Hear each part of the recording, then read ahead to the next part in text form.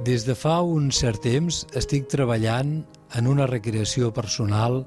dels clàssics homèrics, la Odissea i la Ilíada,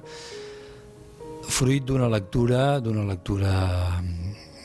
apassionada i molt suggerent, i del desig d'explorar les relacions entre l'escriptura i el dibuix i concretament de les possibilitats de dibuixar escrivint. Les imatges que estem veient són una mica el procés de creació d'un d'aquests dibuixos. Ha començat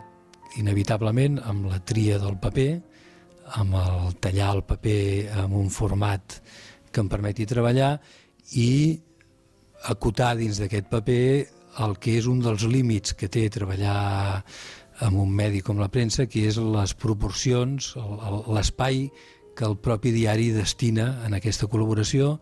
i per tant jo m'he d'adaptar a unes mides, unes mesures que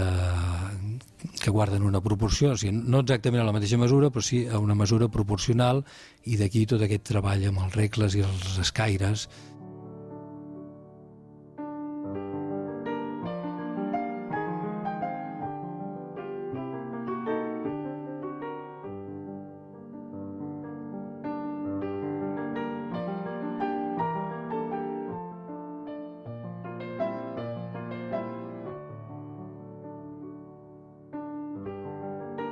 Un cop establert la superfície de dibuixar, el primer que faig, un cop he rellegit l'episodi que he triat, és escriure. Escriure perquè l'escrit, el text, per mi, en aquest cas, és dibuix. Tant jo pretenc que el que escric formi part, o sigui, que el text, diguéssim, s'integri en el dibuix, i aquells que saben llegir grec, doncs d'alguna manera el poden llegir i llegeixen allò que realment veuen. Un cop he escrit, continuo el dibuix per la part de línies que no són textuals i després ho acoloreixo amb aquarel·la.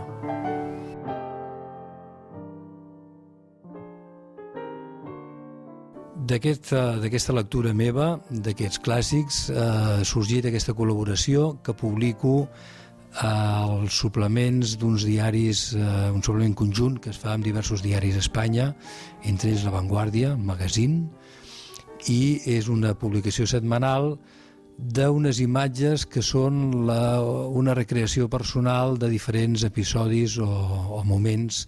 de primer l'Odissea i actualment la Ilíada.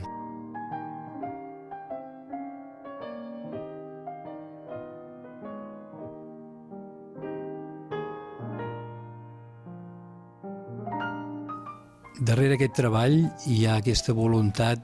de transmetre les imatges que a mi m'han colpit del text pel seu lirisme, per la seva potència, per la seva càrrega metafòrica o simbòlica, i també no goso dir enriquir un text que ja és tan ric en si mateix i tan inqüestionat, però sí d'explorar a partir d'aquest text i enriquir l'imaginari amb aquesta combinació d'escriptura i dibuix, perquè actualment entre els meus conciutadans la majoria de gent som incapaços de llegir grec i per tant el text, malgrat que té el contingut literari que porta en si mateix, és dibuix també. I la línia d'escriptura, en aquest cas, que és una línia que transmet la potència d'aquest desafiament en forma d'unes línies divergents, en altres imatges doncs, és una línia que dibuixa realment una persona o que dibuixa una espiral, depèn, en cada imatge el plantejament és diferent, però sí que el simple fet de modificar la línia d'escriptura, la base de les diferents línies del text, integra el contingut del text en el que és estrictament dibuix. I aquesta és la pretensió que té el meu treball.